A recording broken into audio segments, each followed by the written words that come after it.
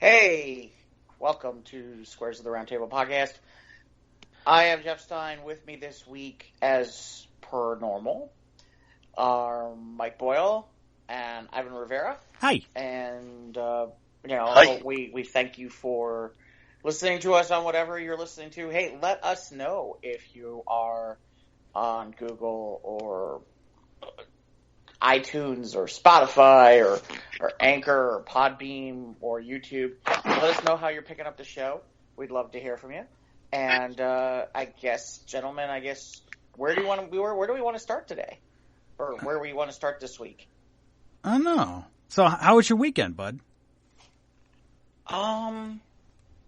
So I've been binging a lot on DC Universe because I'm borrowing somebody's account before it goes bye-bye. Cool.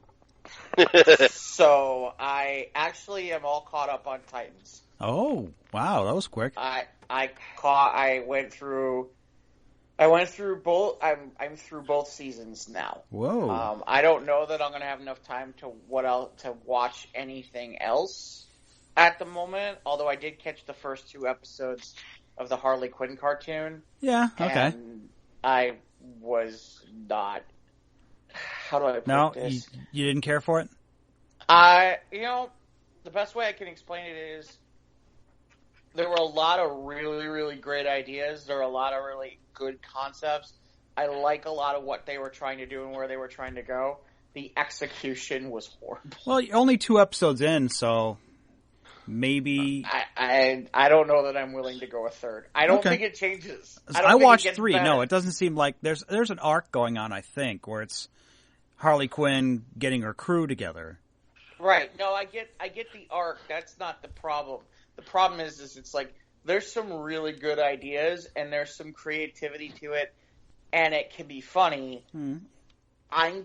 They're just not executing the funny part. Okay. They're not doing a very good job of executing the funny part. I said it was just fine. I'm not super duper impressed by it. Well, that's what I mean. It was good for a couple of chuckles, knows it for me. Well, that's what I mean. It could have been a lot funnier is my point, Mike. I'm kind of like sitting here going, this could be funny. Okay. It's okay. It's not. Yeah.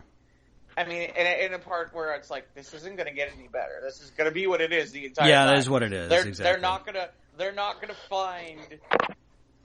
to hit that thing where they're like, suddenly this show's going to find their groove and it's going to get funnier. No, I think it's sitting well ensconced in it already. Right, exactly. It's found its level. Until the next season when they produce new pieces, and maybe then they might take it up a notch. Yeah. But right now, and the other thing is, I've seen that. I can't remember her name, Kaylee Cuckoo. I never pronounced that name. Yeah, she's from Big Bang. The Big Bang Theory. Yeah. I mean, I've seen her in that, and I remember seeing her in Charmed, and her vocal range in this show is bad. It's never been bad in anything else I've seen her do before. So to me, it says to me that somebody who's directing these episodes is telling her to just be far too much of a screaming loon. And it doesn't work for me. She can dial it back about 5 notches and it would be better. But somebody else is telling her to do that because I've never seen her do that. Well, she's executive producer on the show, so I'm sure she has, obviously some creative pull. So she's doing what she thinks is doing her best. So, maybe. Oh well.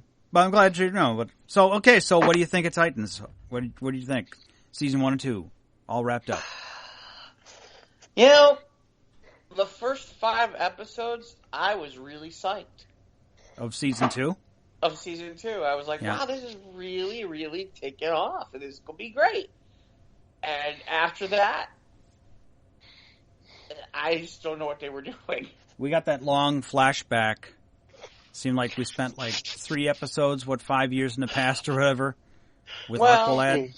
Yeah, I mean, I don't mind the Aqualad episodes. And it's like Dick did a bad... Dick Grayson did a bad thing. Paying a penance for his naughty thing. Well, no, it's the... Dick Grayson did a bad thing, and I'm watching what happened, and I'm like, I don't get it. I don't see anything that really happened all that bad, and why is everybody pissed off at him? And what exactly did he exactly do here? Because I'm not seeing it.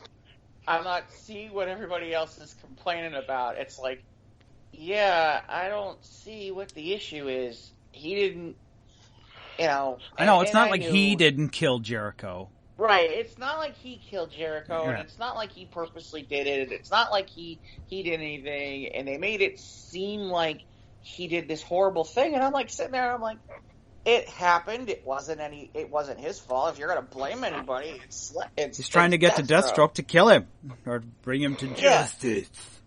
Yeah, justice. You know. And then there's the whole Batman thing. That's like they Cylon the Batman. I'm like, ugh. Yeah, I did not care for that by the time that was happening. Yeah, the Bruce Wayne in your brain thing was weird. Yeah. And then once they went for this whole, we broke up the band concept, and then thought that was a good time to make characterizations, to add character traits and development to the rest of the people in the show. And then it was like somewhere around that same time they said, "Oh yeah, we need to remember how to get Superboy in." Yeah, that was kind of like almost an afterthought at the end, but yeah, it was like shoehorned in. And I'm like, because the season finale teased it, and then it was like, oh, and then like then he had his origin flashback episode. Ivan, you okay, Ivan? Yeah, you okay, man?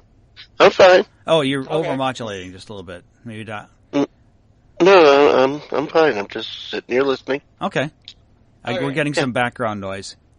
All right, it sounded like you were choking on something, man.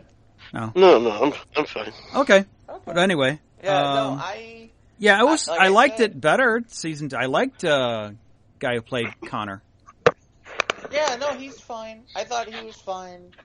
I thought the actors were fine. I thought, it was like, okay, now we're going to spend time in character development land on all these characters, and it's like, okay, this seems like wasted time. This seems like wasted time, and I got... Instead of bashing bad guys.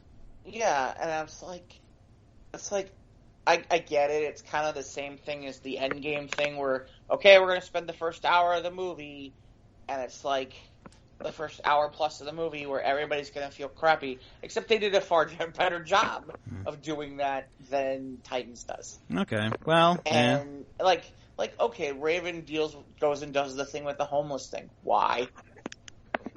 Yeah, why she ditches Donna, I don't know. Yeah, and that was weird. Oh, and then speaking of Donna, we'll get to Donna later at the end. Well, yeah, and then it's like, okay, then we go back to Wyoming with Hawk and Dove, and there's that whole thing. And then, the only thing that was amusing was Gar in the Titans Tower, where it's like day 3 or day 4. I mean, that stuff was hysterical. Yeah. That stuff was good. The whole Dick Grayson rebirth thing to Nightwing. It's like, this is what happens when you feel like when you can't take the origin from a comic book and basically you've decided that you got to rework it to make it your own. And there's a whole bunch of that doesn't even make any sense. It's like, yeah, he goes to prison and then he's all like, when he decides, okay, it's time to bust out. Yeah. Like, he's still wanted. Yeah. Oh. Well, and the other part is, it's like, how would you be in prison that fast? You would be... Well, for the sake of the story, it was fast-tracked. From Well, the time he was arrested to the time he went to the maximum security, nasty bad prison. Except on this computer, it says being held for trial. So, yeah, that's what I mean. That's not where you get held... That's not where you held for trial. No, that's not where you get held for a trial. You don't go there. You don't go to state... Anyway, so... No, anyway... That's what I mean. That was part of the problem was it's like, it was all very... The whole Dick Grayson thing just didn't work, except for the part where he shows up at the end as Nightwing and starts finally fighting in a fighting style that actually looks like Dick Grayson. And I'm like, hey, that's nice to see. Sounds like the series is suffering from continuity problems. No, it's just slow, and it wants to go in its own direction. The problem is that they decided to spend... It's like they ran out of story. And so they tried to fill it in with other things. They filled it in with character development, and then okay, now we're ready to finish the story. And then by the way, we forgot we need to bring in Superboy somehow, so we're gonna have to develop another story on top of that, mini plot. Sounds rather sloppy. It is. The back half of the season's sloppy, which is really too bad because the first 5 or 6 episodes are good. The first half of the season's not bad. But do you think maybe there was a time constraint? They probably maybe just rushed the last part of it because they wanted to finish it, and therefore that's where the lack of quality comes in? No, because you had 13 episodes. If anything, my statement would be you spent half your season on stuff that I don't think you need to spend time on. And it's like, I don't get, or here, ready? Here's the other part here's the other way you could go. You spent all season setting up for Trigon, and he's done by the end of episode 1 in season 2. Or is he? Well, no, but I mean, that whole thing, I mean, yeah, at some point, technically, he could come back, and that's the way he is. But yeah. The point being is, you set up all season 1 to bring Trigon. Yeah, it's all about Rachel and her powers. Right, you set up that entire thing, and it lasts one whole episode. And I'm like, I mean, it was okay. It was a well-done episode. But I'm like kind of sitting there, and I'm like, man, this could have gone at least another couple of episodes easy. Wow. And then you could have gone to your second story, which is they wanted to do something with Deathstroke. And it's like, no, I don't think you did enough with Trigon. In fairness, the parts that they did at the end of season 1, going into season 2, to do the Trigon story, they were pretty faithful to one of the comic stories where that all happened. Mm-hmm. They were pretty faithful to how that went, where he turns them all and all that stuff. That's all straight out of the comics. It really is. The only thing that was amusing is Trigon's 60 feet tall, and suddenly he's only 7 foot. And I'm like, he could have been a little bit taller, and a little bit more menacing. But yeah, no, I mean, it was funny. The Aqualad thing was interesting. I feel like in some ways they substituted Rose for Tara, as if they were kind of trying to do a Judas contract kind of thing. But that's not really what came up, and I'm like, I don't know. It just didn't. Well, boy, it sounds like something I totally don't want to watch. Like I said, the first half of the season is fine. Yeah, first half of the season, but if it's gonna suck ass after the 5th or 6th episode, I mean, why would I want to bother with it? In fairness, if I was telling somebody to watch it, what I would pretty much do is, okay, somewhere around, Mike, what episode is it where they all pretty much go their separate ways? Is it 7? It's like when Dick Grayson hits rock bottom, and it might have been around 7. Yeah, he tells them all this big secret, and they all go the opposite ways. That episode, you can from that episode, you can pretty much skip to episode 12. We could go from 7. I don't see why. I didn't understand why Hank and Dawn broke up. It's dude is just I'm tired or something. I was I don't know. Well, so he goes off and fights for drug money or something because he's a former addict or something.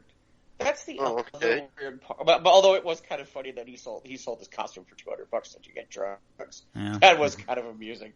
I was amused by that whole thing. Mm. But yeah, I mean, it's that's the other thing that's kind of strange. I'm sorry, and along the way, we're also setting up for a subplot for the fact that Starfire's sister is going to show up in season 3. That's the plan, I think.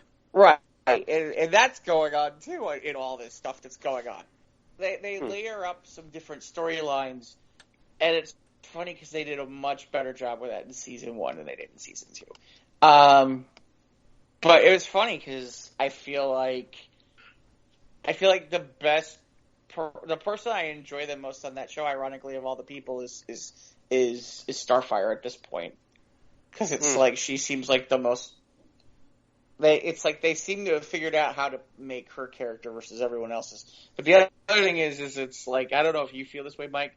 I feel like they spend way too much effort trying to put Dawn and Dick Grayson together. Well, because they had a past before.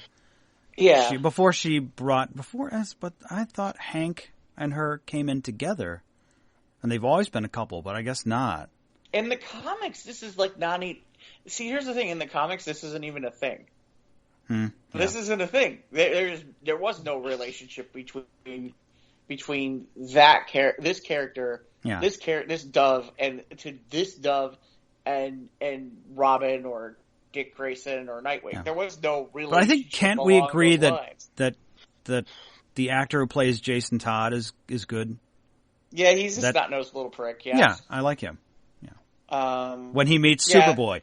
That's the best line. Mm-hmm. No, I mean, in fairness, it's like, I get it, which is, if you've got Minka Kelly, yeah, you figure out ways to put her on screen more. Yeah. But it's weird because in season 1, they're like totally moving towards the whole Dick Corey thing, and then it's like, all of a sudden it was like, yeah, no, we're not doing that at all. And I'm like, okay, this is strange. Yeah, they had one night in a hotel, and that was it. So okay. Well, it's kind of there. It's sections in season 1, yeah. And then it kind of goes away entirely. And it's like, why? Why is it going away? Because we've all got our path of self-discovery we have to follow. We're on our own plot. I don't know, it seems like it's just the writers are all over the place, maybe. I don't know. Yeah. But I still enjoyed it. I didn't hate it, but I just... Oh, I'm not saying I hated it. Yeah. I'm just saying it's unfortunate because they really had something going through the first 5-6 episodes of the season, and then it's like the wheels come off. And it's like, that's really too bad because you guys had it figured out, and then the wheels come off. That's the only thing I'm saying about it. Oh, well, that's too bad. Yeah. So, did you watch anything else aside from Finishing Titans? The only other thing, so I caught a couple of premieres this week. I caught the Riverdale spinoff, the Katie Keene thing. It's quirky, but it's kind of interesting. I don't know if I'm gonna stick with it, but we'll see. The one I was just nightmarish is, so CBS has a new show where they have they've brought in Edie Falco for something called Tommy, and she's supposedly this chief of police for the city of LA, and she's a lesbian, and it's like, this thing goes all over the place. I'm like, I mean, it gets cliche, it goes all over the place, there's tropes everywhere. I mean, I couldn't even watch the whole episode. I got 40 minutes in and I was like, not only do I not want to watch this thing, I'm done watching it now. And it's too bad, because Edie Falco has done so much amazing stuff, and it's like, you get her to do like network TV, that's good. That should be good stuff. And it's like, wow. I hope you got paid a lot for this one. Yeah. So it's on CBS. You okay, Evan? Yeah. No, I'm fine. It sounds like your back going out or something. Yeah, or something like he's whining a clock. Oh no, that's my. There you go. That's what I'm talking about. Did he fart? No, that's my headset. Okay. Yeah. We learned things. Okay. New from Renko. All right. Renko headset. So Ivan, how was your week?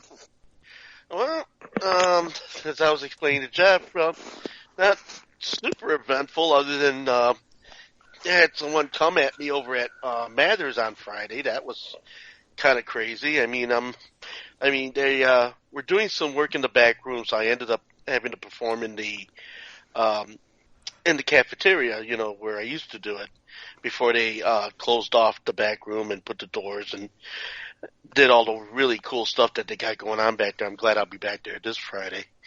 Cause, it's a tough room when you do the cafeteria because, of course, you have certain people that are various states of hearing. Well, I was there, doing my thing like I always do. Here comes this guy, and you think that if you wanted to have a conversation, the last place you would want to sit is in front of the speakers. Okay? Well, maybe that's his favorite chair. The point of the matter is, of all the ridiculousness that ensued with this whole thing, because of the fact that he decided he wanted to sit right there, he's only 10 feet away from the one speaker. Okay, and I play it, yes, I do play it to a comfortable volume. As long as I hear people talking, I know I'm not playing too loud, right? Okay. He comes up to me and goes, do you mind turning this garbage off? Because I can't hear anything. I'm trying to have an intelligent conversation. And I said nothing. I sat there and I kind of nodded and I said nothing. I just nodded. And then he goes away. All right, so I'm still playing. I'm still doing my thing. Here he comes again. You people have really no understanding of the English language. Whoa. And this is why this country is going to hell in a handbag. Oh, shit. Oh. And let me tell you something. I don't appreciate the fact that you're playing this kind of music. What kind of music were you playing? Out of curiosity. I'm playing rhythm and blues and soul. I'm playing Motown. And he just... Can I ask a question? What? I assume the individual was Caucasian and old. Right. When we say what, 70? Yeah, about that. Okay. And he's wearing 2 hearing aids. So my thought is, if you're so offended by what I'm playing, turn your hearing aids down or move the fuck to some other part of the cafeteria. The son is sitting there with his head in his hands like, oh my God, Okay. Is this guy like medicated or has some emotional or... No, he came in ready to start a fight with somebody. Okay? Yeah, he's Ken from you know Ken from Facebook? This is her friend Ken. So it just comes right down to this. So finally, he's about to go after me a third time. My manager Jeff, my good friend Jeff, he intercepts the situation, and I guess he tells the guy something. Okay. And so then Jeff gives him an option. Well, you could move to another part of the cafeteria, or we could put you in one of our offices if you want a quieter place to speak. Is it just like visitation time for this guy? Like the son's visiting? No, I don't know what the deal is. All I know is that him and his son, and he's somebody who's come here before. But I guess I've never seen him on Friday, so I guess he wasn't used to the routine that happens on Friday. And it's on the marquee outside the doorway. You're dancing with Jive and Ivan.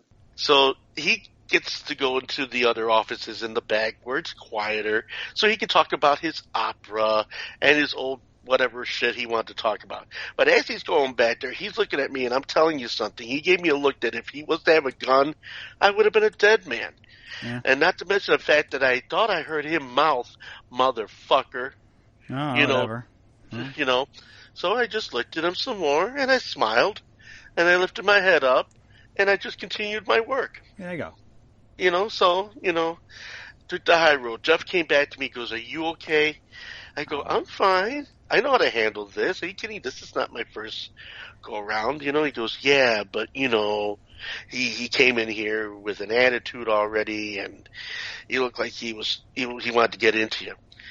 And I said, Jeff, all right, it's going to take a lot more than some old guy who wants to go ahead and take his anxiety out on a person like me. Okay? I'm not worried about it. He goes, really? I go, yeah. So, so this is a lesson in tolerance. If you give people the ammunition or the gasoline to start the fire, then you're going to have a fire. But if you pretend you're the wall, what are they doing? They're talking to a wall.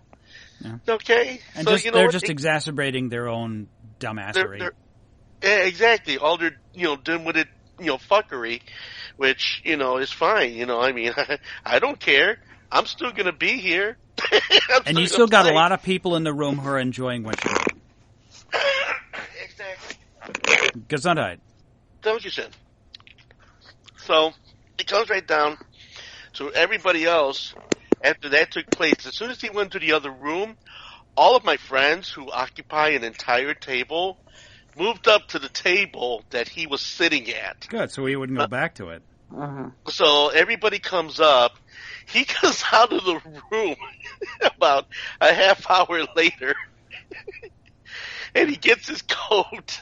And the son is now laughing at this whole thing at this point because it's just so out there. And he just looked at me, and I just smiled at him back. I go, "Have a good weekend, sir." And he just, I'm like, okay, same to you. But that's the first time in 5 years that I've actually had somebody come at me like that. I mean, I've had other, minor situations where I've had people say, "Oh, it's a little too loud," and stuff like this. And of course, when you're starting a new thing, especially when you're working in this capacity, it does take a little getting used to, because not everybody at this point in their lives hear in the same volume. So it's kind of a tough way it's kind of a tough way to break into the room, wise guy. Okay, Jeff. What? So that's what it comes right down to. So it worked out okay, but See, you're nicer than I would. I would just flip out my phone and put it on video and be like, "What were you saying? Could you say that a little louder, please?" No. See, I because just want to make sure I get this for Facebook. Yeah, well, had I done that, Jeff, then that would have made my place look bad.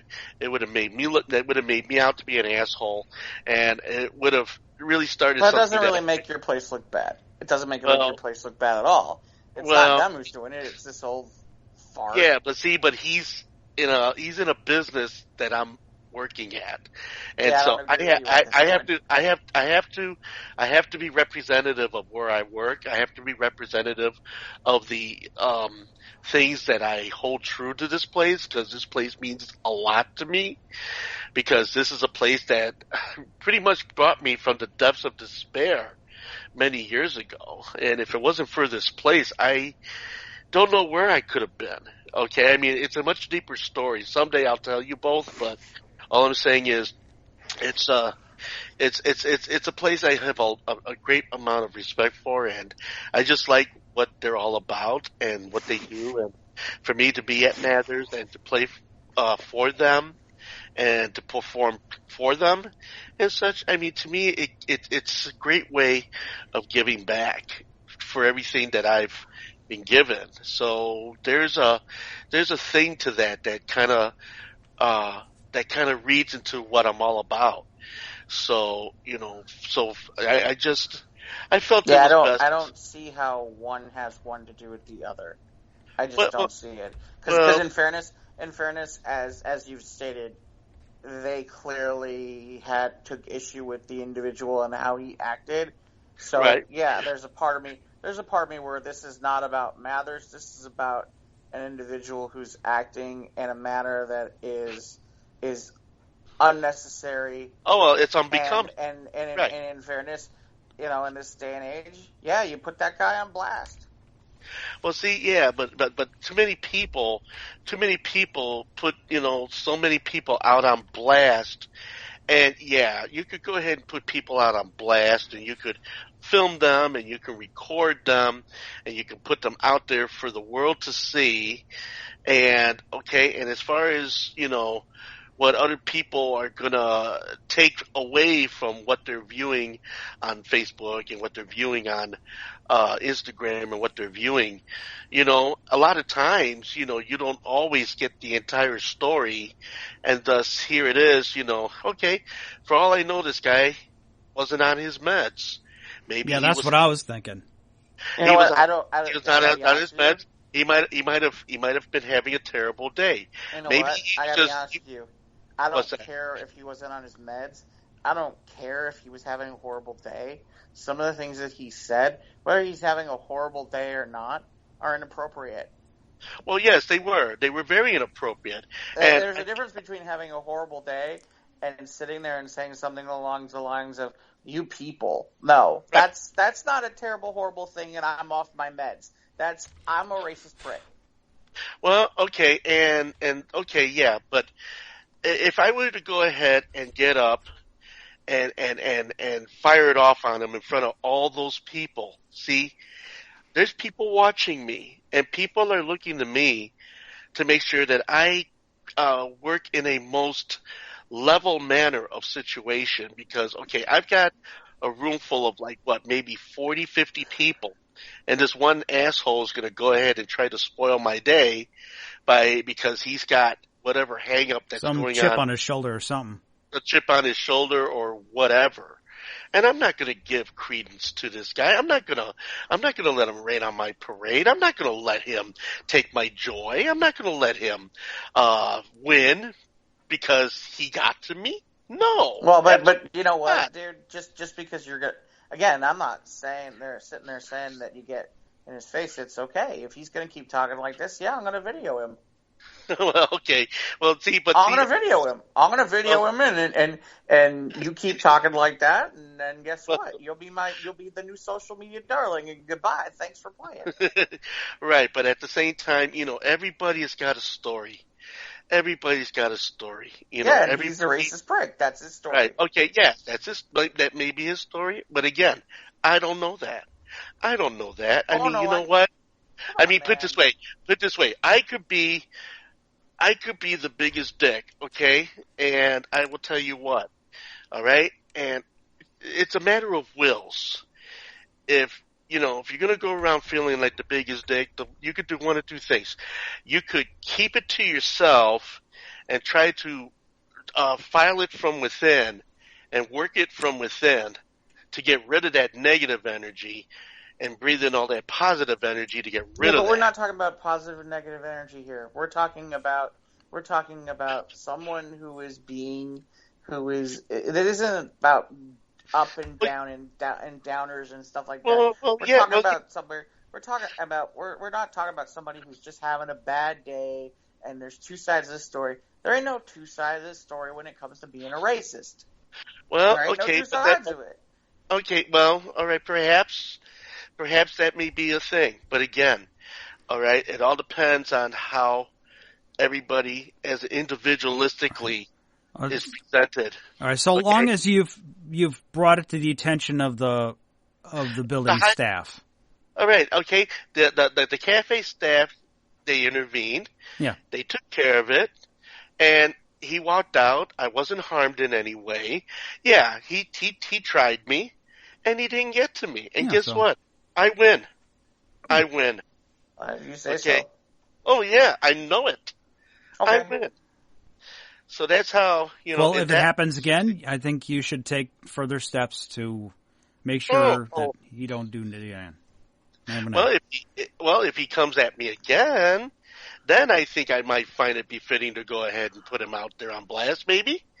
But, until then, it's just a matter of, trying to, put my best foot forward. That's what I've always done. It took me a long time to do that.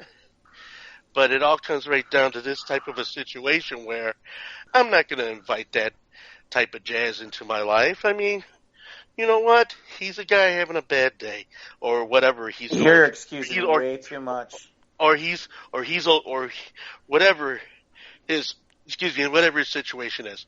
Because if I was to apply his situation to everyone that has confronted me in my life, I would not be where I'm at.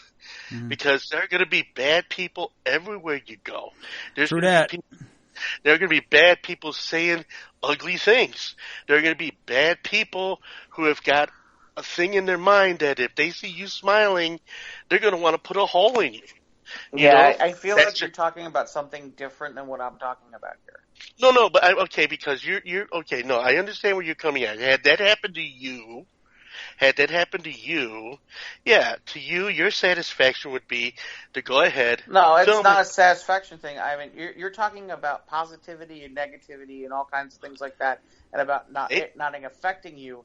Right. I'm saying to you that in your saying this that just basically in my opinion, emboldens this person to allow them to continue to say things that he shouldn't be saying. And when I say things he shouldn't be saying, I'm not talking about. Yeah, he can sit. If it would be one thing if he was just harassing you about the music's too loud and all that stuff. That okay, fine, ignore that guy. Yeah, don't give him the time of day. But when he's sitting there talking about, well, he took it to another level. He takes it to another. When you take it to another level, we're talking about something different now. We're talking about something different now. Right. And he did take it to another level. But you know what? I'm not going to give him that. I'm not going to give him that because that's exactly what he wants from me. Okay? But how does taking a video take it to give it what he wants from you? Because really, in reality, you're not doing anything. You're not saying anything to him. It's just okay. I'm going to pull out my phone and video his ass. Right, and then I'm gonna video him, and then I'm gonna put him out there for the whole world to see. Okay, and then also I have to take into account that his son was there. Okay, and then maybe his son should have stepped up and done something rather than sitting there looking embarrassed.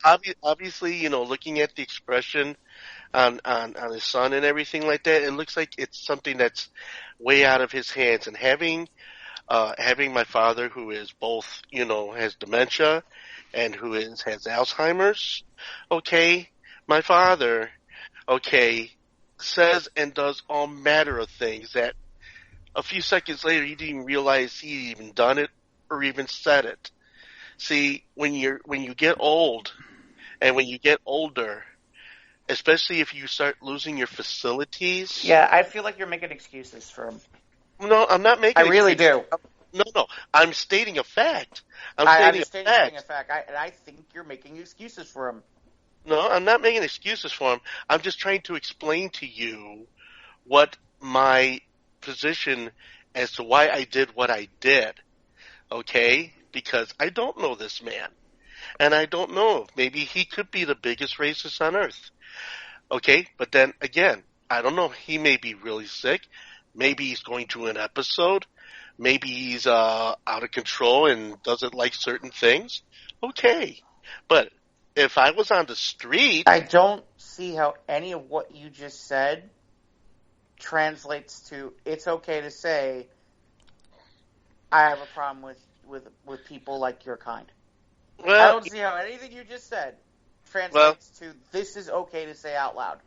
Well, and again... Well, Ivan didn't want to make a scene while he's doing his DJ gig. Exactly. I don't want to make a scene. And you know what? He moved, not Ivan. So Ivan won, in my opinion. Exactly. Because I didn't give him what he wanted. Yeah. He didn't bring me down. He didn't make me mad. He didn't call me out. Yeah, he called me out. But I chose not to engage. And that is my right as a person, whether or not I want to engage. Now, don't think for 2 seconds that you can take my kindness for a weakness, because there have been times when I have gone face bold forward and have made my opinion known and have made my matter of factness known, and my anger and my sensibilities known when I need to make them known. Okay, because I am that individual too. So just because my kindness, should not be taken for a weakness, because I am not weak. I just chose to take the higher road and not engage to somebody whose background situation I have no knowledge of. I feel like here's the problem with that. I don't see how whipping out your phone to take video of this individual is engaging this person at all. Well, that's a passive action. That's not. Well, you're not engaging the person. You're just basically, this person is continuing to talk in a manner that is of a racist nature, and you're just recording it. If he continues to talk, that's all on him. Right, exactly. So I just did one less thing. I just let him talk because it's still all on him. Just because I didn't record him, it's still all on him. And not to mention the fact that everybody else in the room heard it too. So guess what? Who's the asshole here? So that's where I'm sitting. I don't know. I'll agree to disagree with you on this one. I think I'd all right. That's fine. And had him on my phone to basically sit there and be like, okay. Right. Okay. Well, that's how you would have done it, and all respect to you, that's how you would have done it. But this is what I did, and that's what I did. So, and I'm content that I did it that way, actually, because there've been lots of situations in my life, Jeff, Mike, that, you know what, I could have, years ago when I wore a younger man's clothes, yeah, playing the Billy Badass and doing all that stuff. You know what? In the end, when I look back on it all, I'm just like, really? Did I really have to do that? Did I really have to say that? Did I really have to gaze like that? Why couldn't I have done this better? Why couldn't I have done that better? Or how could I have handled this better? It comes with age, so, but that's just where I come from. So that's just me speaking for me. All right. Anyway. By the way, Mike, you know when he wore a younger man's clothes, right? Yeah, the Billy Joel reference. Yes, I understood that reference. No, I meant the fact that when he used to wear the younger man's clothes. You know when that was, right? No. I'm pretty sure it's when dinosaurs roamed the earth. Well, yesterday he was younger. Yesterday he could have been yesterday. Yeah, it's true. I think he don't. I'm pretty sure we could ask him what it was like to order a brontosaurus burger, but I'm not positive on that. Bonnie! Oh, Fred. Bonnie, my pebbles. Oh, sorry, Fred. Not today. Bonnie, yeah, Ivan was around. Ivan was around when rock and roll. I've had it up to here with you people, Bonnie. Well, Fred, first you can stick it up your ass, I've been fucking your wife for years. Okay. That took a dark turn. Yeah, it did. Yeah. Okay, well, anyway. Okay. So this is why Ivan knows about rock and roll, because he was around when he used to roll rocks. Run rocks, when he pushed rocks, actual rocks. Yeah. I pushed actual rocks and ate actual rolls. Rock and roll. I had some. What was it like to pedal with your feet? Well, it's kind of tough on the toes, but after a while you get used to it. At least you don't have to use like baby pterodactyls for record needles anymore. Oh no, they always wear out quick. Yeah. It's a living. Yep. It's a living. Yeah. All the animals that lived in the Flintstones house has all the appliances and shit. Yeah, exactly. What now? Why would I want my dishes washed from the trunk of an elephant is beyond me. Got a baby elephant vacuum cleaner. Yep. All right, so we went from that to the Flintstones. All right, but anyway, so you guys were talking about how boring the see, you got me saying it the wrong way. The academies were. So, all right. Well, you watched them, Ivan. Well, I watched it all. Yeah, I did, and my condolences. Yes. Yeah. Well, I watched it all, and there were moments that I'm glad I did. Okay, and the fact that Eminem did a surprise performance on stage that totally kicked ass, which I was very impressed at how that came through. Only 17 years too late, but... Well, yeah, but that was because he was... Okay, it was the Academy, okay, and they were celebrating the music of the movies, and of course that came from, 8 Mile. And so he did it, and he got to do the uncensored version on the show, which he was denied that initially when that first came out back in 2002. I don't think that's the reason why he didn't go. The reason why he didn't go to the Oscars in 2002 is that he didn't think he'd win. Yeah. Oh, well. That's the official reason. And he didn't want to have to answer a whole bunch of stupid questions and stuff like that because he was a different person back then. And put on a tuxedo and be part of the establishment. Right. Okay, all right. That was all right. not an I think Eminem that's thing. fair enough. Yeah. That's fair enough. Okay. The more amusing part is, I don't know if you caught the looks on some of the people's faces. Oh, that's the best part, is all the awkward about, looks from people. Oh, like from Billy? When Billy, they kind Yeah, of like Billy India Menzel or whatever, the frozen chick. Yeah, they were just like, what the fuck is this? Yeah. Like, why am I? I'm here. I haven't won a single Oscar yet for The Irishman. I'm still sitting here, dang it. Where's my Oscar? Yeah, in fairness, though, I have new appreciation for Gail Gadot, because it's like, apparently she was like singing along right with Eminem, so I'm like, let me see if I got this right. Let me see if I got a lot this of them right. were. She's singing along with Eminem. Right, and a lot Wonder of them Woman. Yeah, awesome. Take her home to mom, because she's right. That puts her on the top of the list at this point. There you go.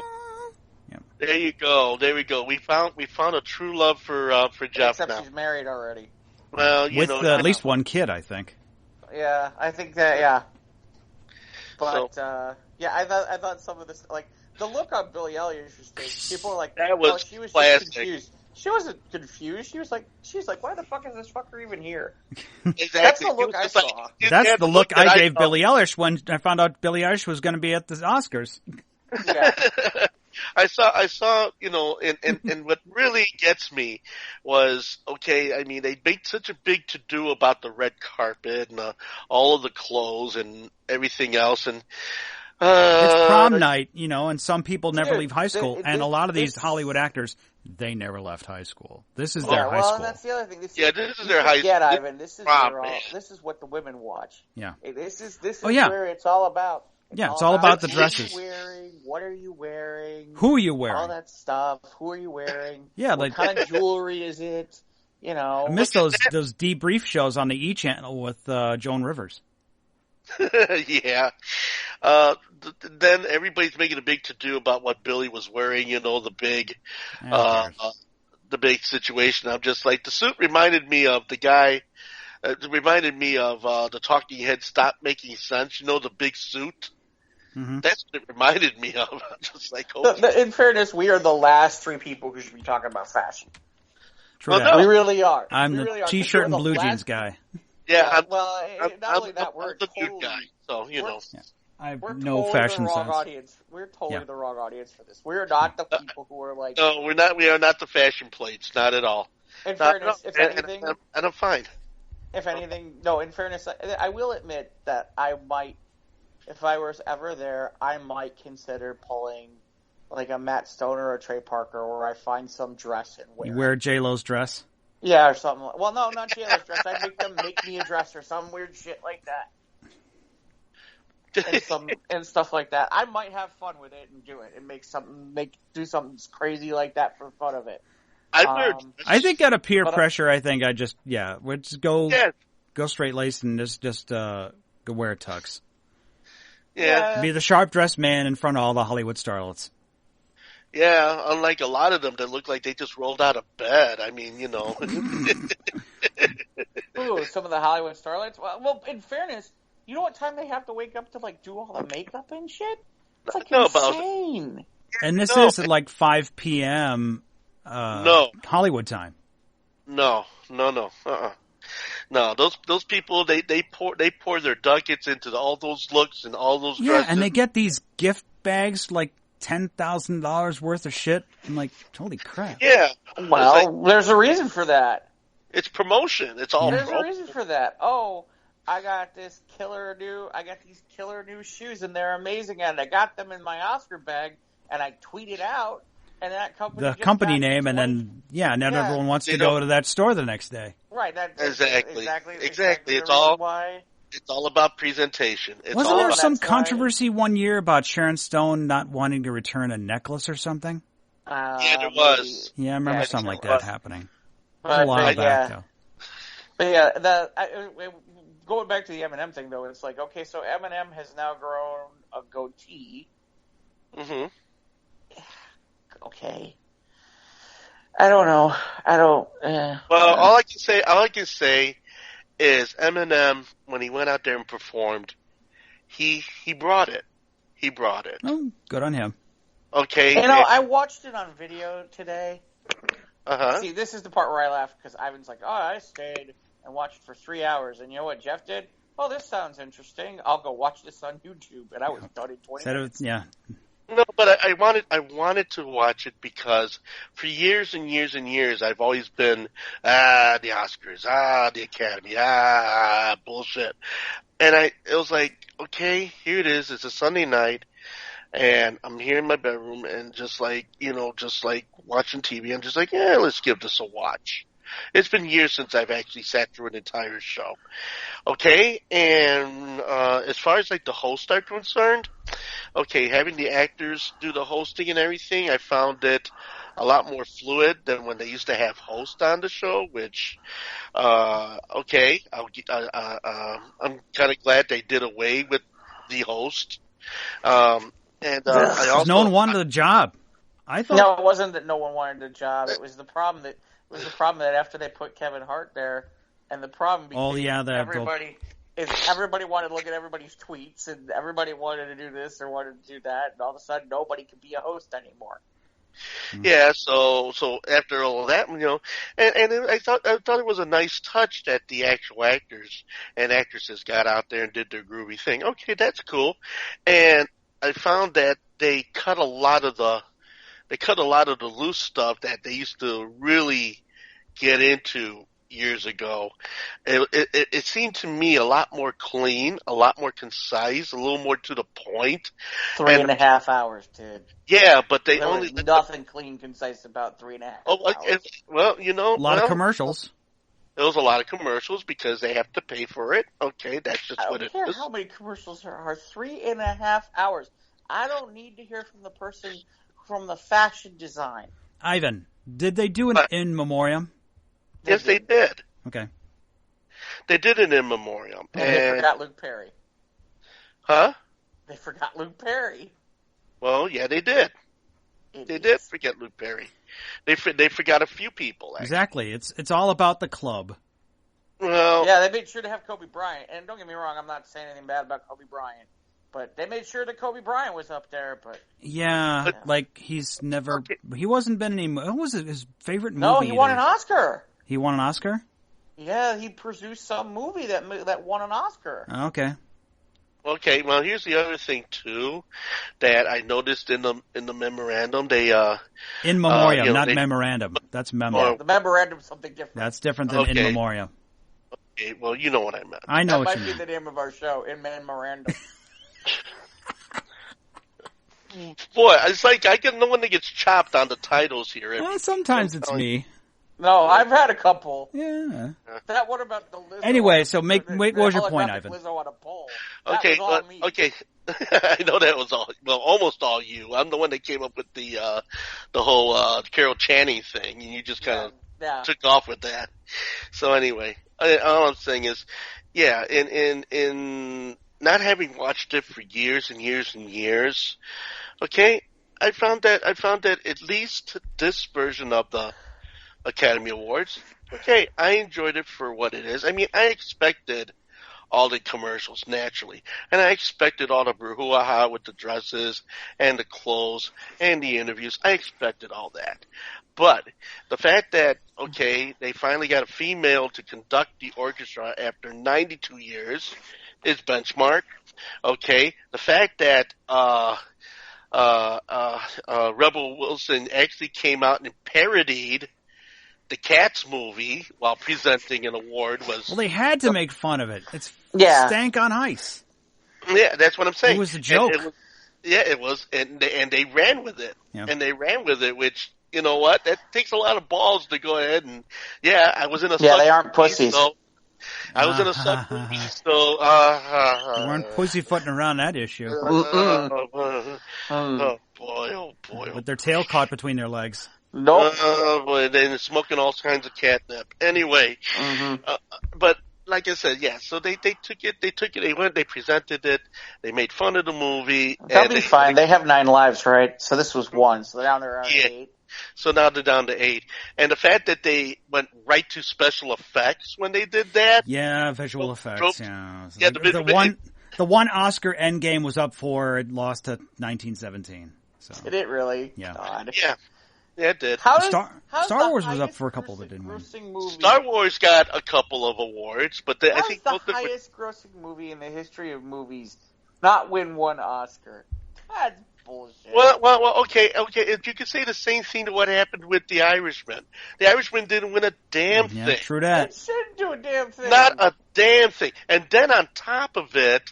Actually, Chris Rock had the best comment on that. He's like, I love The Irishman season 1. That was... See, I had a coworker because... By the way, they went straight to Scorsese and he looked pissed. He did not think that was funny. He did not like that at all. I had a couple of family members watch The Irishman, and they watched it in one sitting. And my boss at work, he watched it in 2 sittings, and he said he enjoyed it better that way.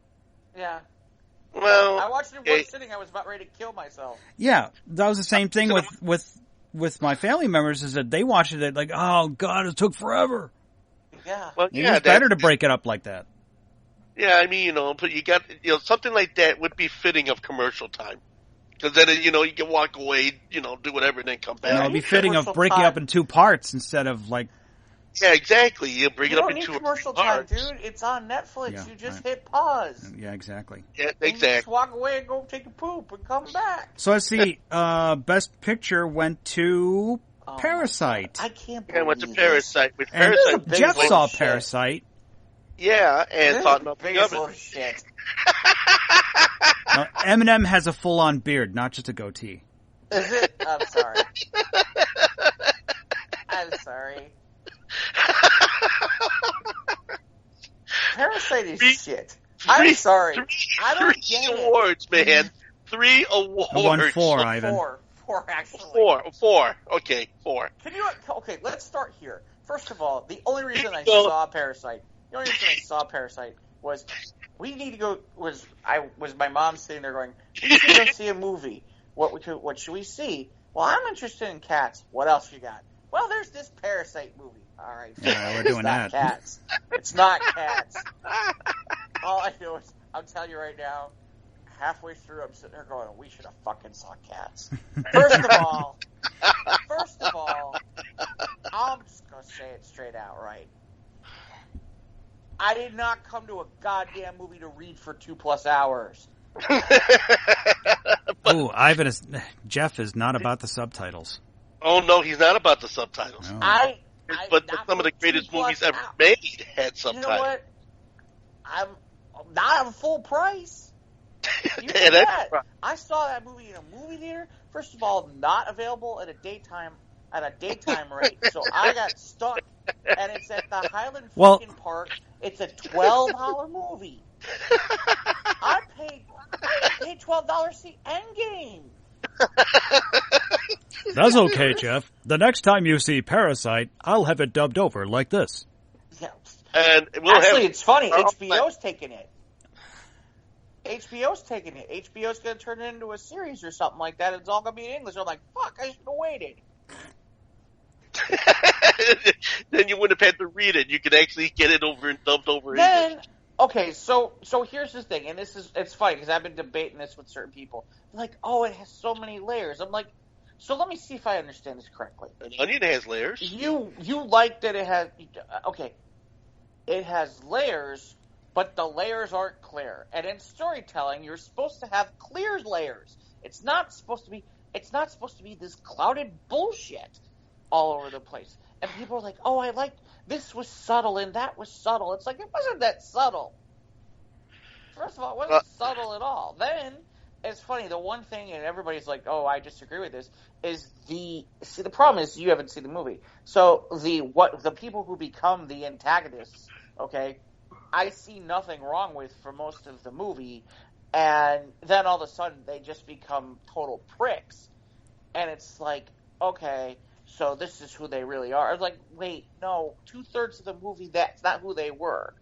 And then there's a part in this movie, ironically, about 2/3 in, where okay, I don't even know how to, are either of you planning on seeing this movie? No. Okay. No. So, all of a sudden, so here's the deal. This guy, this family, so at the beginning there's this family that essentially lives in a crappy little place. There's the mom, there's the dad, there's the brother and the sister, and they all aren't really making money. And the brother, one of his friends, gets him a gig as a tutor in these rich people's house for their daughter.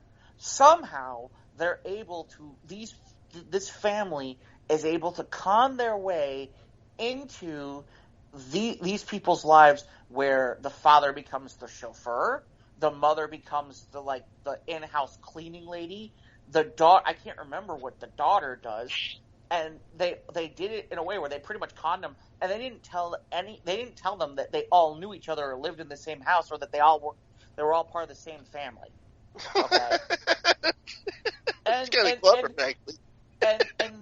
And so there's a little bit of arrogance in these rich people, but they seem, in fairness, kind of nice for the most part. It really just seems like these people are kind of really taking advantage of these people and trying to suck up their money. So at one point, the rich family goes.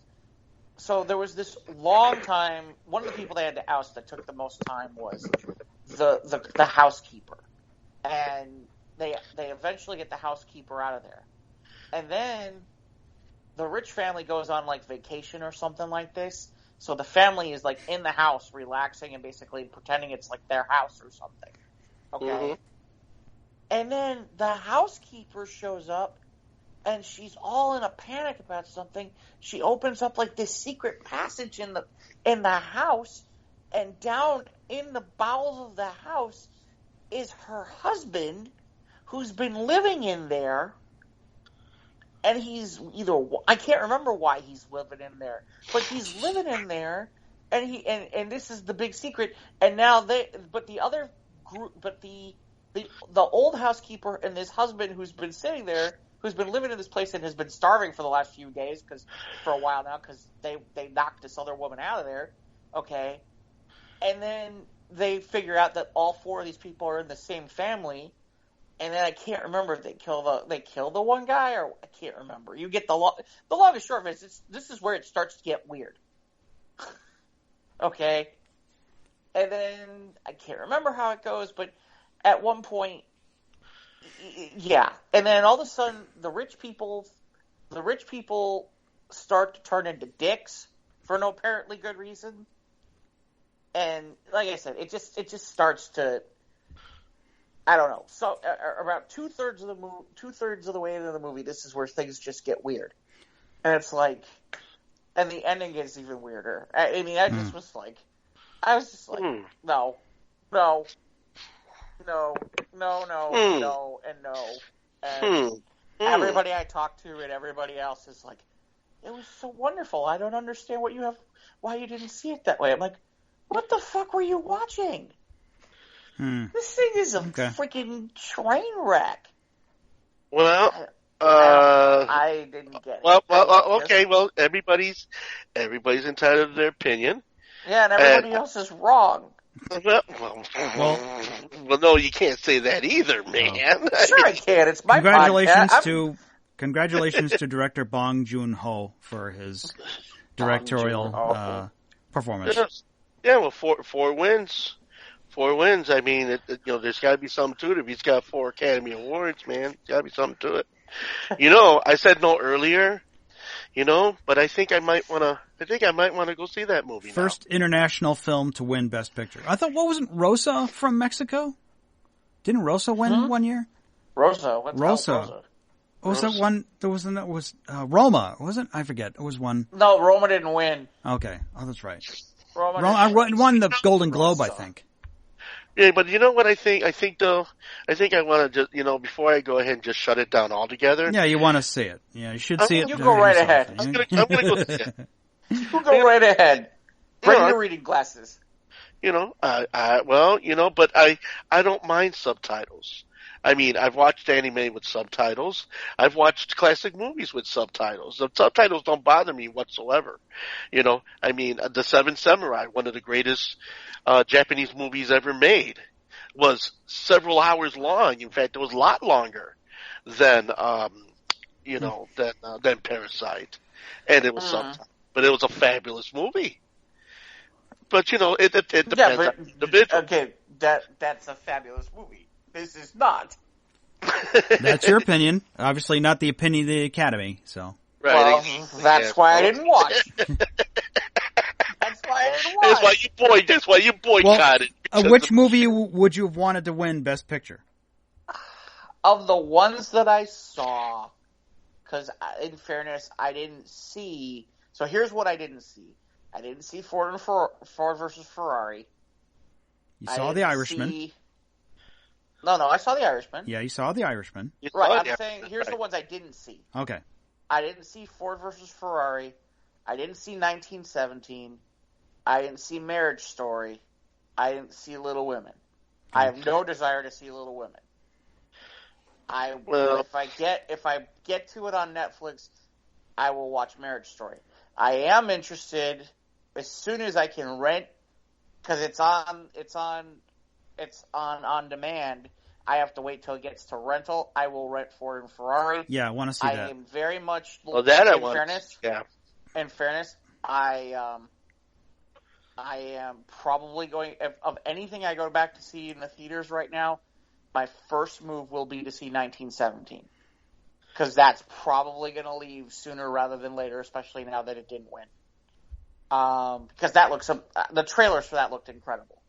And I've heard. Well, I liked what I did get to see during the program of 1917. Just the way it looked to me, it seems like was going back to the epic style of movie making, like like Lawrence of Arabia. The big scenes and the big. And the thing is that they made the film look like it was all in one shot, just like Birdman. Well, yeah, and just like 12 Angry Men, same thing. But the point being, I was getting to is, so I didn't see those 4, so I can only go based on the 5 I did see. Okay. And of the 5 I did see, if I was going to pick from those 5. I would have given it to Jojo Rabbit. Okay. Of the 5 that I did see. Well, Jojo Rabbit didn't win money. It won Best Adapted Screenplay. Yeah. Yeah, okay. So Tiki, whatever his name is. Taika Waititi. Yeah, that's the one. So it won in that category, but not in an actual. Right. Okay, I got you. But in fairness, adapted screenplay is kind of like one of the bigger ones. So, well, yeah, it is one of the bigger ones because you're just like it's funny, like the people like Laura Dern won for Little Women. I'm not going out of my way to go see Little Women. No. I don't think Brad. I liked Brad Pitt's performance better than Leo's in Once Upon a Time in Hollywood. Yeah, but I still don't think he was. Well, okay, let's start with the obvious, which is I think Sam Rockwell got robbed and should have been. I agree. A nominee. I liked him in Jojo Rabbit. A nominee. Yeah, I agree. I was surprised that Scarlett Jo didn't. In fairness, again, I didn't see Laura Dern, but I thought this was the year Scarlett Jo should have won for Jojo Rabbit.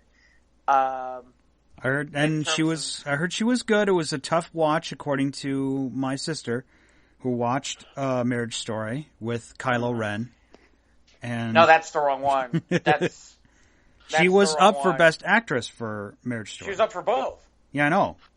Right. So Laura Dern won supporting. So that Best was supporting the one actress and Right. And then, in fairness, I have a certain person who keeps saying we need to see the Judy Garland movie.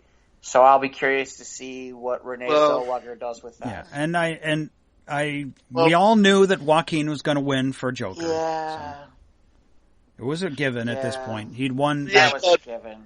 He'd won the SAG Award. He won the Golden Globe. We know he was going to get the Best Actor. Yeah, that was just.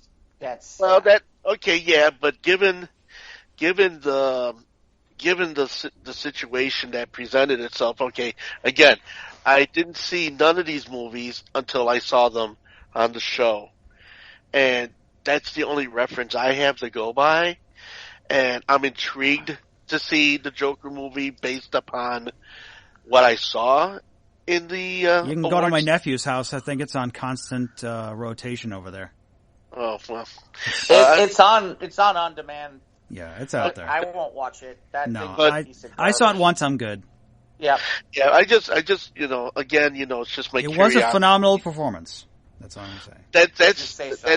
and the fact that can you give me the proper pronunciation of his first name? Phoenix. Joaquin. Joaquin. Yeah. Rivers It's almost brother. like, well, I know it's Rivers' brother. Come on. Yeah, so Joaquin Phoenix. It's almost like you're saying Walking Phoenix, but yeah,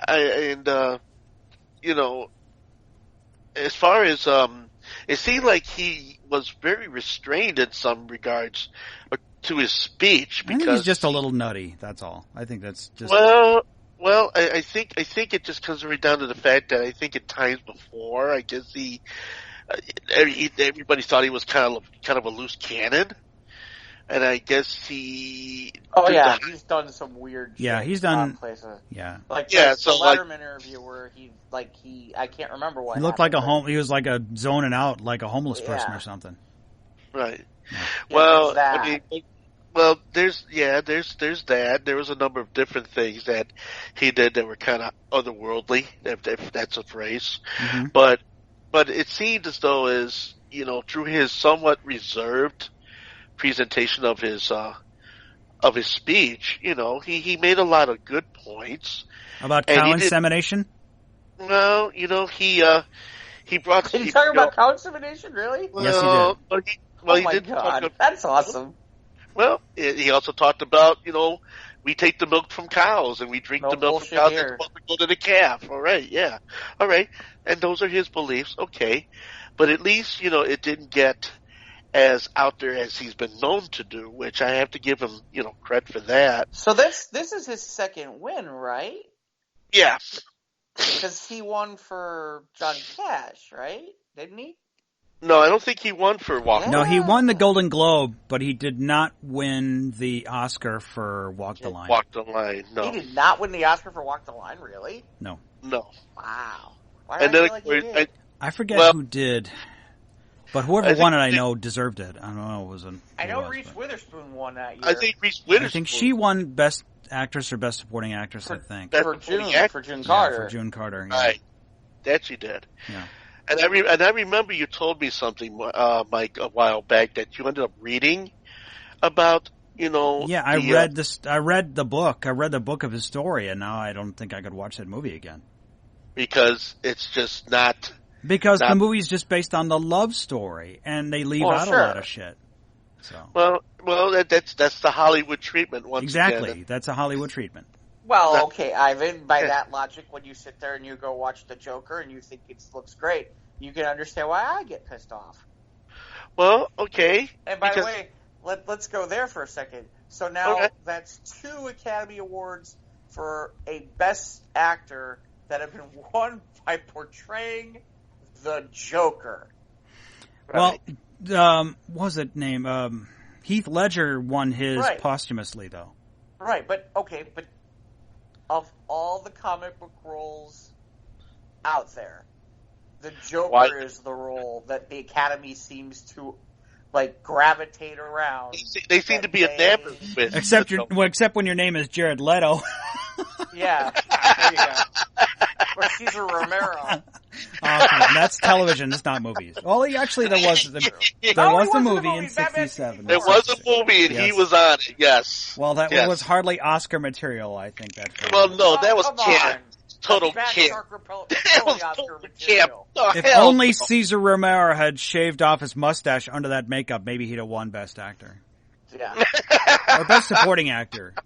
Oh, Jack Nicholson didn't win for it either. No, he didn't. Well, I don't know if he was up. Was he even up? No. No. No. See, comic should book have movies been. were a He was different good. pocket back then. They were a Yeah, different thing. yeah. But see, okay, and I think the And they reason still are, why- you know what I mean? And I think one of the reasons why Joker made that kind of an impact, because it does, in a small regard, kind of address the whole mental illness sensibility that's out there, that's prevalent in yeah, America. that was an And- undertone of the and- film, yes. Right, which has been a thing for decades, and even more so because of the fact that the actual places where people are supposed to get help are starting to be shut down and be non-existent. It's weird. That's great. Can we not do it with the Joker, please? Yes. Well, okay, but then, cinematography. I don't know. Like Joker was up for like 7 awards. I mean, like, yeah. But best cinematography went to 1917. Visual effects 1917. Film editing went to Ford versus Ferrari. Let's see. Best animated feature film went to Toy Story 4, which is awesome. That's great. Because that's the only one I saw, because I didn't see the other 4. Can I just... So the other reason I didn't watch is when I look at the 9, like I said, in fairness, I only saw 5 of the 9. But that's 5 more than sometimes I watch all year. All right, based me on too. that, when I sit there and I look at it, and somebody goes, "Okay, which one's best picture?" Can I just list none of the above? Yeah. Mm-hmm. Because I don't feel like any of them were like stand up. You had to who? I'm trying to remember who won last year. I don't know. I didn't watch last year. I can't remember who won. I don't remember who won. Oh, was it that 5 billboards or something? No. That was 2 years ago. It was the same year as Shape of Water, so that was 2 years ago. So, Did Shape of Water actually win anything? Yeah, it was Best Picture. Yeah. That's what I thought. And by the way, that's there's an example. If I stacked up these winners, if I stacked up Parasite with Shape of Water, no way. And there's not one of the movies that is in there that I saw that would fit that would be that good. No way. Last year was... I'm finding... Best Picture went to Green Book last year. I saw Green Book. No, Green Book. The Don Shirley story. That was a good story. That was good. It's great music. Aragorn. Okay. If anything, I remember. The one thing I seem to feel like I remember is on that was there were a lot of people whose reaction on that was that may not have been the best. May not should have been the movie that would have won. Well, let's see. The nominees last year were Black Panther, Black Klansman, Bohemian Rhapsody, The Favorite, Roma, A Star is Born, and Vice. Maybe it was the best. Maybe that was the case. Yeah. Because I like Bohemian Rhapsody, but it wasn't. And I like Stars. Bohemian Rhapsody on the musical merit and such. Yeah, for what it was good, but it was just right up there with and of course Black Panther. So, right. So that was last year's Oscar. So yeah, but the thing is, I had to look it up because I couldn't remember. Because I don't give a crap about the Oscars that much. Well, no, I only did it out of pure curiosity because I hadn't done it in decades. So, and I probably won't watch. Because Ivan didn't watch the XFL. You know, no, I mean I saw some clips on the XFL, and I was just like, oh, okay, so he did get a job. Wonderful. Ivan, being the music guy, you're our music guy. You're our biggest music guy. All right. Did you like the fact that the original song this year went to Elton John? Yes, I enjoyed that. Yeah. I enjoyed that very much. I'm glad that Bernie Taupin and Elton John got the credit that they should have gotten a long time ago. Because I liked Rocket Man a lot. That was a good movie. No, I liked Rocket Man. And I think Taron Egerton should have been up for Best Actor. I thought so too. Yeah. I thought so too. I thought Eddie Murphy should have been up for Best Actor. Yes, and at least thank you, Steve Martin. Steve Martin gave a little shout out to him. Right. So it just occurred to me, when he was just up for the original song, And I'm thinking, why isn't Rocket Man in any of the other categories? It was a great movie. I bet the fact that, just like Bohemian Rhapsody, but, with a lot more meat on its bones, okay, I have to put that out there. But as far as them getting the Academy for the song, I'm glad because, they've gotten quite a few Grammys over the years, but this Oscar thing, for them, I think was well deserved. And it was still, and he still can perform. Elton John can still do the groovy thing. Well, yeah. So I have to give it to him. At the point in his life where a lot of musicians are either too wasted, gone, or too burned out, or just out of it to keep on performing. And he reinvented himself like someone. But he's always reinvented himself. He's a chameleon that way. That's what he's always done.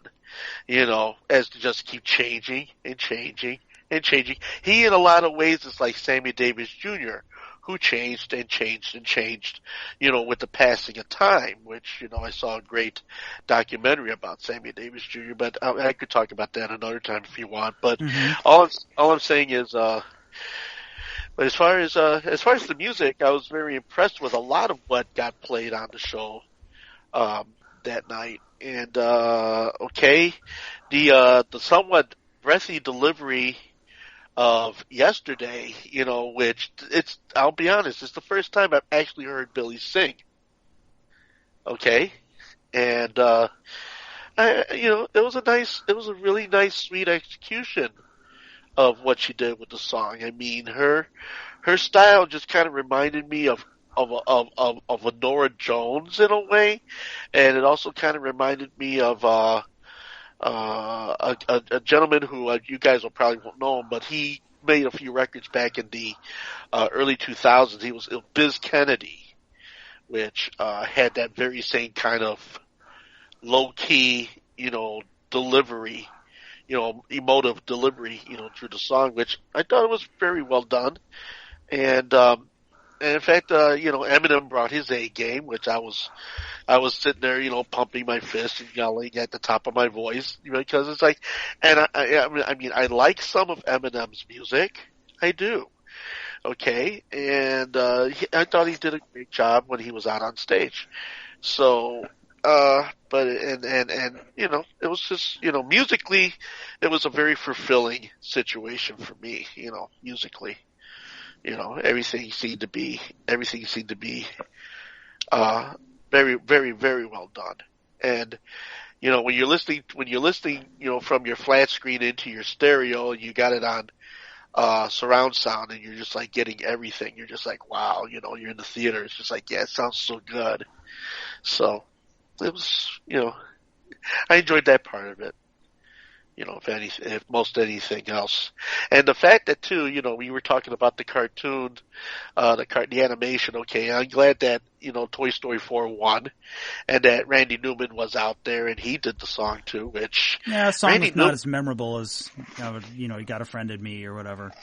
Well, no, I know, but at the same time, I kind of couldn't help but notice that Randy seemed a little wore out. He seems a little. No, he's getting old, man.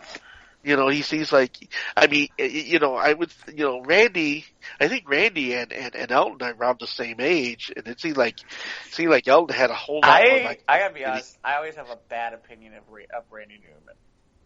Well, and the reason I have a bad opinion of Randy Newman is for some strange reason, he was the opening act for Billy Crystal. Right. Out at Poplar Creek. Okay. And the acoustics or the sound or something was real bad. And rather than going and getting it fixed, he just kind of threw a tantrum and walked off stage. Really? Yeah. Well, and I know the acoustics were bad because in the middle of Billy Crystal's set, he goes, you know what, guys? You know what, folks, we're going to take a break. There's some problems with the sound. We're going to be right back, but we're going to fix these problems and we're going to be right back out here. And he said But Poplar Creek has always been a clusterfuck when it came to their sound system. I mean, that's always been a problem. That's why but there's ways. I mean, Randy Newman basically pulled an Axl Rose. Well, he pulled an Axl Rose. He pulled a Gordon Lightfoot. I mean, there's a story about Gordon Lightfoot that somebody was actually giggling and talking in the middle of his set, and he actually stopped the song and said, "If you really want to do that, then I'll just stop until you're ready." Right in the middle of a song. And he sat there in silence. So yeah, I mean, it's the vanity of some entertainers, I guess. You know, it just kind of artist with a capital the A. artist. Yeah, exactly. And that's just it's an occupational hazard. You know, some people's egos are much bigger than others, and some people just have a shorter fuse. You know, so. So anyway, you know. So what'd you give the Oscars? You thumbs up, thumbs down, kind of middle of the road. What do you think, Ivan? Well, okay. I mean, again, talking to a guy who hasn't watched it in decades, I thought it was a lot better than it had been. Yeah. I mean, but they could still make it a little shorter. A little? Well, okay. If we could cut it down to 2.5, maybe even 2 hours. The coverage of the red carpet started 3 hours before the Oscars started. Yeah, that doesn't even count. I'm not even talking about that. Yeah, I know. But it's a big effing deal for Hollywood. Coverage too. Well, that's their moment to shine. That's their grandstand moment. That's their let's put the fashion let's set the fashion world on fire. Let's show them what everybody else is going to want to buy, or what they're going to look for, or the way they want to look, or for the next office party, or whatever the fuck they want to do. Sell the next 6 copies of People magazine or whatever. Yeah, for the next for the next year's subscription. Now they've got more shit to last for the year now, with everything considering.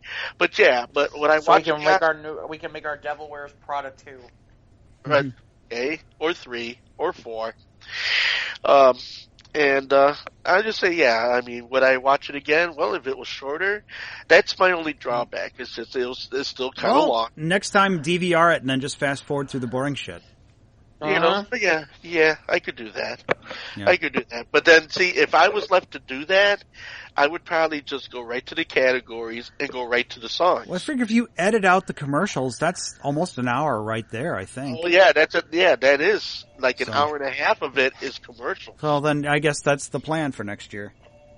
Yeah. See, I don't, no, because you still get the people who are, it's like, and now here comes some obscure category, and someone's going to stand up there, and they're going to give you their life story, and you don't give. I understand it's their one moment, but it's like nobody cares. Who got the Cecil Bill? The Cecil B. DeMille? Is it Cecil? Cecil. Okay. Fashizzle? The Fashizzle Award? Fashizzle B. DeMille Award. Yeah, the Fashizzle B. DeMille Award. Who won that this year? I don't know. I don't remember. That was probably one of the moments where I probably went for a poo-poo break, but break. We're getting a lot of good. There's a lot of good possible titles for this one. So it's very sad that Kirk Douglas. I don't think I want to live to be 102 though. 103. 103. Yeah, 103. Yeah, like he had a stroke and it was like last I saw lady, it was not like looking good. You know who else is probably sad right about now? Warner Brothers. What? Warner Brothers is sad. Why is Warner Brothers sad? Because there was no emancipation of Harley Quinn last week. You know, my buddy Ray saw it and he was just kind of meh. He didn't like it as much as Suicide Squad. Sad. I've heard good things, but he wasn't blown away by it. He liked it. He didn't hate it, but I'm not in a rush. Ooh, there goes my back. Oh man. Yeah. There's only a clock. Yeah. But just too bad that they were tracking. See, how does that work? The lowest opening of any DCEU film.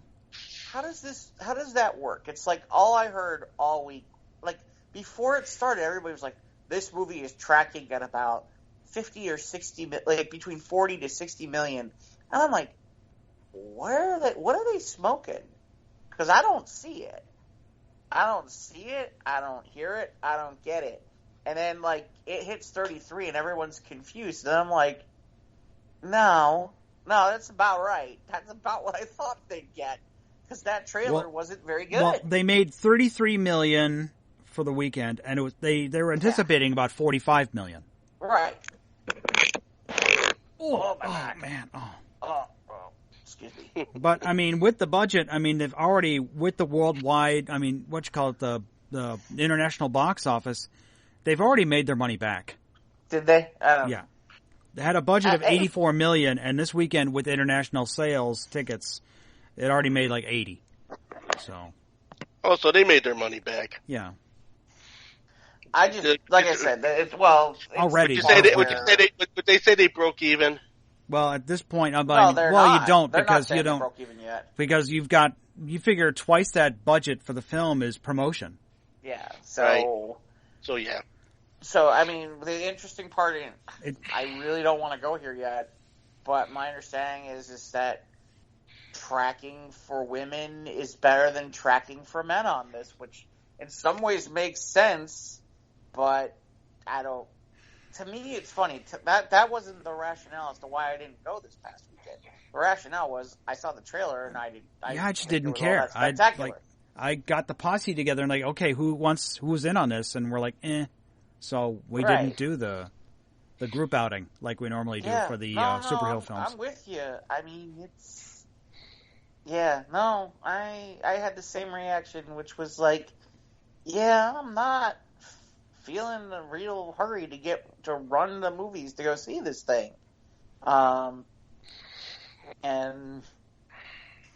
hopefully it does better. I don't know what this means for their plans again, because hey, I hate to say it, Warner Brothers changes on when the wind, you could fart in the winter. After every month they have a different film, that the series they're in talks or they're in the works, and then you never hear from it again. Right. I mean, one thing goes wacko, or one thing goes right, and the next thing you know, they've changed their entire philosophy. They've been stumbling for years, and at least. They're filming the Batman now. I've been avoiding like leaked like studio photos or whatnot. Yeah. But I'm sure Pattinson's going to do fine. Well, okay, you're saying that this made like 80 million. Well, 80 internationally. Yeah, total international box office sales. Yeah. Well, speaking of big money and everything, I read an article about a very, very old movie, Fritz the Cat. I guess it's now going to be streamed, and in its release in entirety, it was like $90 million. Yeah, there was was it our correspondent Scott that sent the note through the? I think I did. Jeff put it up. Yeah, it's on. I think I did. Yeah, I have the articles from Decider. I have it right here. So where's this gonna be? I forget where's this what was the article? Fritz the Cat, the infamous X-rated cartoon that grossed $90 million, lands on Amazon Prime. That's what it is. It's on Prime. Nice. Yeah. Okay. You have an excuse to go get Amazon Prime. Yeah, and Robert Crumb totally hated the idea of how that movie was put together. First off, it was nothing more than an idea that they were talking about between him and Bakshi. Bakshi, yeah. And, Bakshi, they were just talking about it and everything, but Bakshi being the thief that he is, went into production about it without much of the knowledge to Robert Crumb, and then when Robert Crumb saw the rushes in the theater, he totally walked out on it and totally said, well, you do whatever the hell you want with it. I want nothing to do with it. And, and then he He killed the thing Fritz is the Cat. that Crumb, yes, here's from the article here from Decider. Crumb never really seemed to be on board with the project from the get-go. It was his wife who had his power of attorney that greenlit the project.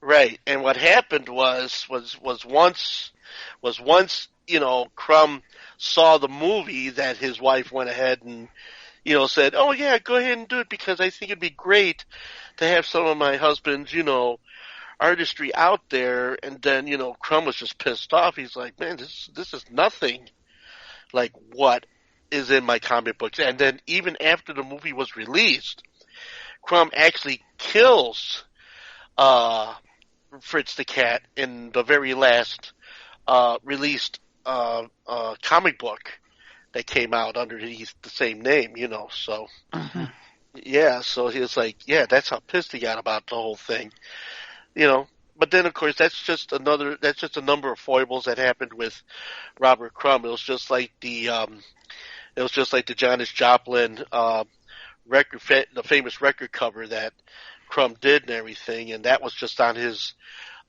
layout board and everything, and then Columbia went ahead and they put it out there, without Crumb's permission, and he got no money off of that either.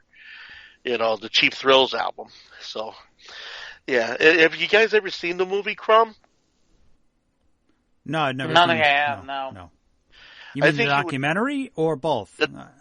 There is a movie. It's called Crumb, and Yeah, I saw it with John Candy. It's phenomenal. I love that movie. Not Harry Crumb. Well, not Harry Crumb. You find that crazy typewriter, you'll find your killer. Yeah. No, not Harry Crumb. Talk about Robert Crumb. No. But yeah, if you ever Harry's brother? No, I know, but it's Harry's brother, but no. But yeah, I saw that a number of years ago, and I was very fascinated by the fact that here's a guy, just like Harvey Pekar, of American Splendor, which of course is another great movie too.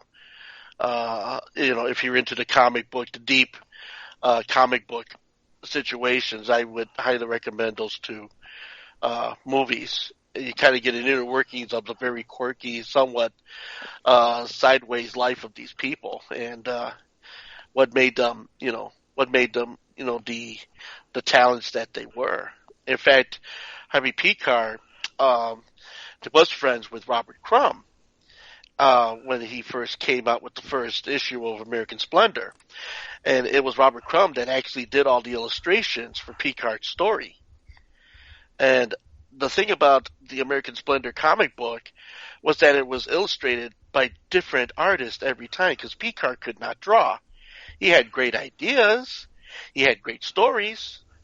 In fact, he even went as far as to outline his cancer battle in the comic book, which of course is a stellar story. So within that whole framework, you get to thinking, here's this, that the pen in many ways is mightier than the sword when you think about it. But yeah, but if you get a chance to see the Crumb movie, or if you get to see, American Splendor, highly recommended for those of you comic book fanatics out there who are into those realms of those two different, very eclectic artists. But yeah, I mean, just talking comic books and things. So there you go. Hey, Mark. Yeah, no, like I said, I don't like. How did we? Oh, we were talking about Fritz the Cat. Yeah, that's how. Yeah. So yeah, that's Amazon Prime. If it's out there, people want it. Yeah, and I think I'd like to revisit. It's been years. It's been shows like The Simpsons and South Park. They wouldn't exist without Fritz the Cat. Without Fritz the Cat, that's right. And then the body of work that is Ralph Bakshi's. Ralph Bakshi, I think it's pronounced Bakshi. Bakshi? Yeah. I always thought it was Bashki. Anyway, but yeah, I mean, he did Heavy Traffic. He did The Lord of the Rings. He did Wizards. It's really a form of animation to be revisited if you ever get an opportunity to look at all of of Ralph's body of animated work, So it's interesting to me that he could take multi elements, and put them together in a way that makes it both engaging and interesting, and both visually and artistically, cohesive. I saw a video recently, and it's called Sita Sings the Blues. It was from a crowdfunding. John Cena?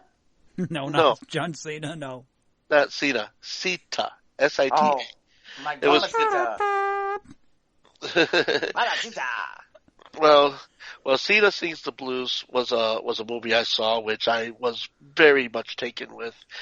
And it's set, it's a parallel story. There are two stories within the framework of the one movie.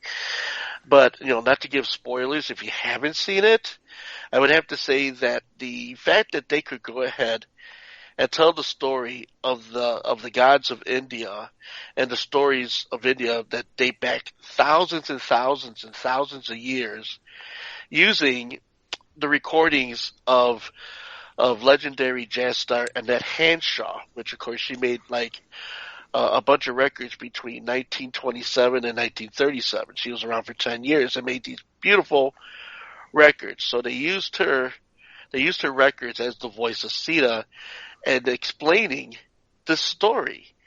And the story has 5 different animated platforms in it, which not only is it visually stellar, the story moves along at a very rapid pace, and it does fulfill you with color and visual. It's really something I was very happy to have.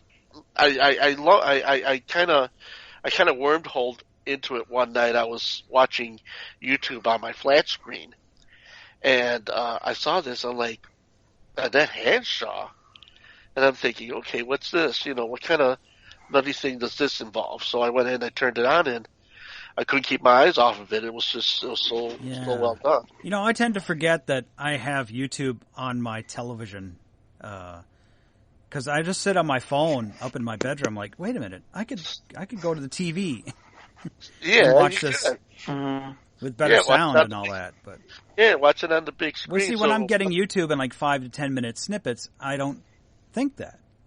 Yeah, because I watched that whole movie there, and I was just like, wow, this is awesome. That's cool. Really cool.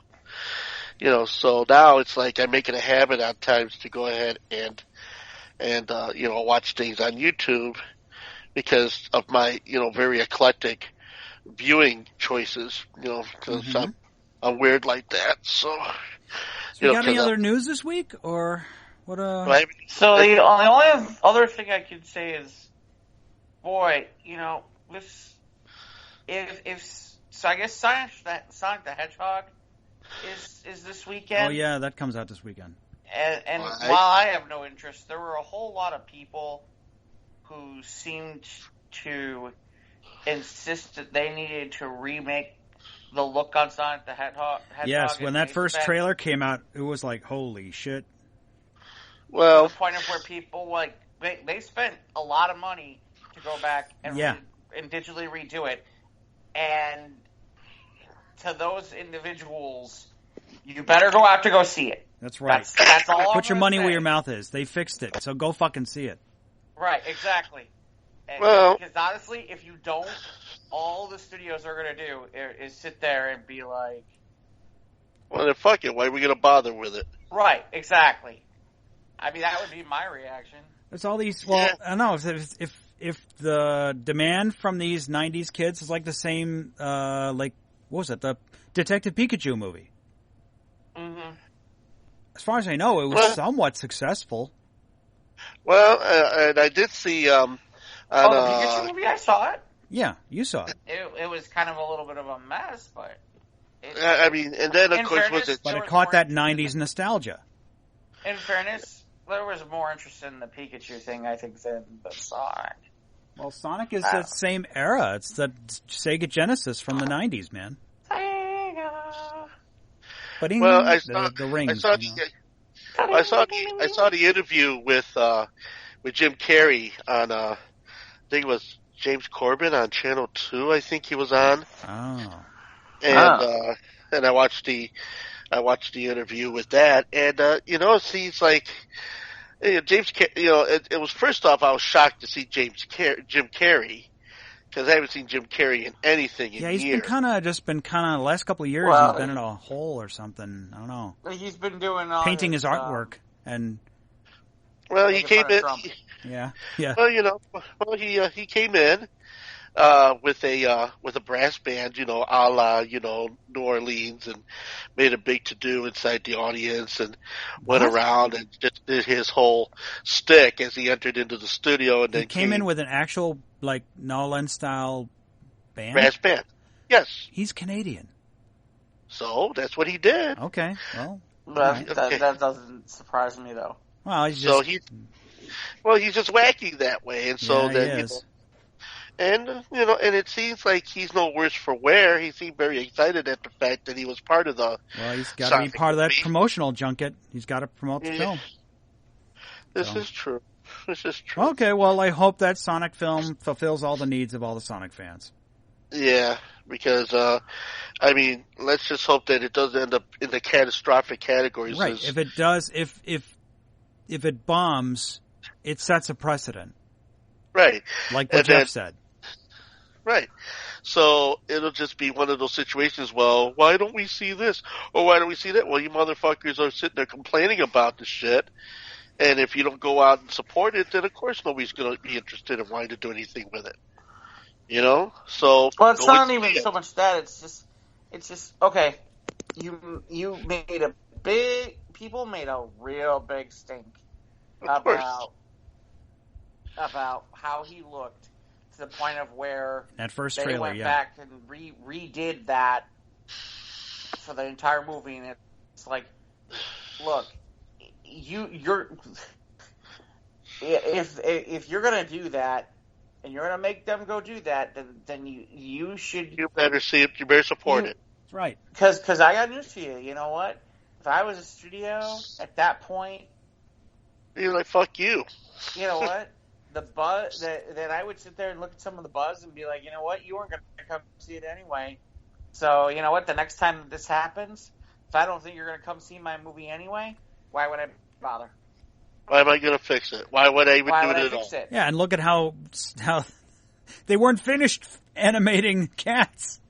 Yeah. Right. So it's going to end up being part of that. Get that up by Christmas, I guess. Well, that's because they only had I think they had like a year to do that whole movie, Cats, and 7 months of that was trying to get the dancers in place and trying to get them to work with the green screen. And making sure that Jason Derulo's package wasn't in anything. But also, when you're working with unrealistic time frames and things like that, it makes for a debacle, Well, I don't know about the problem is I don't know that we're talking about unrealistic time frames with Sonic the Hedgehog, because there was last summer.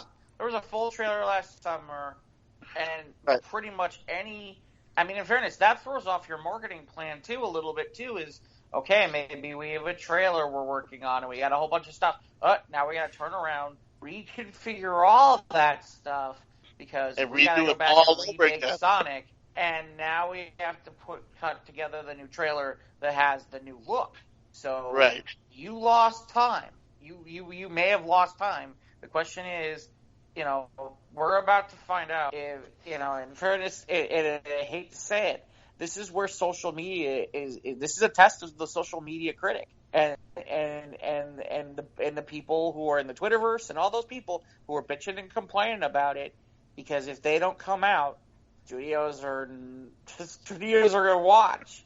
Studios are watching, and they're going to notice. Well, what's going to happen is that studios are going to totally disregard social media and say, to hell with all of you. We're going to put it out the way we want to put it out. And if you don't like it, too fucking bad. Well, I mean, I think they need to regard it in some levels, but in others, like a situation like that, if you're already got bad buzz, why bother? Exactly. If you got bad buzz already and it's not going to go anywhere, then fuck it. Why bother? Yeah. Then why go back? I mean, if you got people, you got thousands of people who work thousands of hours to do that, and to go double back because the fact that the the first view of it was just not up to what everybody expected it to be. That's a huge undertaking.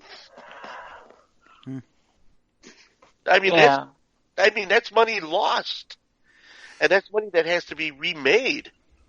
So the only thing I can say to the Harley Quinn thing, going back to that, the only thing I can say is there's nothing where I'm looking at the next few weeks, and maybe I'm missing something. There's nothing in the next few weeks that I'm looking at that makes me sit there and go, "Ooh, I'm going to go to the movies for that."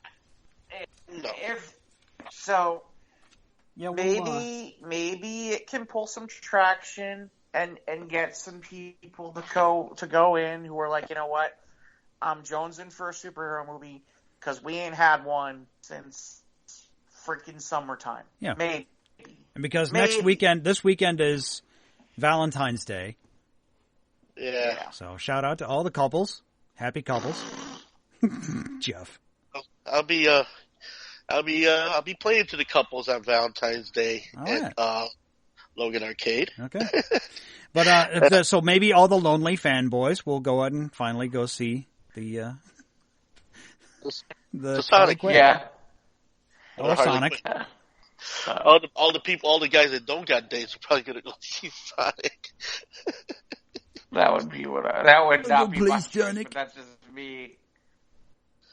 I have my I'm gonna go to Sega Sonic. Genesis emulator on my PC. Because my PC Sonic, is I'm going ported. to the drive-through Sonic. I know I've never eaten at Sonic. That's I good have. stuff. I've never eaten at Sonic yet. That's good stuff. I've eaten at Sonic. Yeah? I love Sonic. I thought there's still one down Randall Road, I think. I don't know. I'm still doing my diet. I'm staying away from the fast food. Oh, come on. You can't. Sure, because you might be on a seafood diet. I see this. I see that. I see what you did there. So, okay, so I guess that'll do for this week, huh? Yeah, seriously. I think we're petering out. We don't have our variety. Yeah, that's the end of our memorandum. Yeah. Okay, guys. We are on Instagram and Twitter at SOTRT Podcast. We're on YouTube. Click the bell, subscribe. You will know when new content drops immediately, instantaneously, through the power of the internet. And with our Facebook page, our Facebook page will have all the crazy stories from our other show, News of the Squared. Shout out to Scott. God. And we are available on most of, not all, of your popular podcast hosting platforms. Google, Apple, Spotify, PodBean, Anchor. Leave us a review. We'd appreciate it. Email us if you'd like. Send us a PM. Send it a DM through wherever, the internet's. Message us. SOTRT Podcast. Your ID. SOTRT Podcast at gmail.com. I'm playing with my pussycat. That'll do. Goodbye, folks. Yeah, goodbye. Whoa.